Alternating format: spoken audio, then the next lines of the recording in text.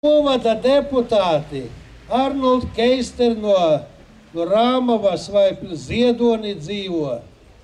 Nu nav viņam neinteresē mūsu kopējas problēmas.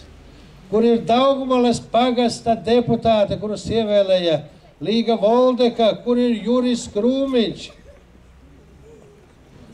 Es vēl gribu teikt, ka gan savā un daudzu ķekaviešu vārdā Ķekava un Ķekavas sabiedrība jums vēl uzticās un gaida jums kopā risināt tos jautājumus, lai iznīdētu negodīgumu, iebiedēšanu, atriebību un kultūras sagraušanu.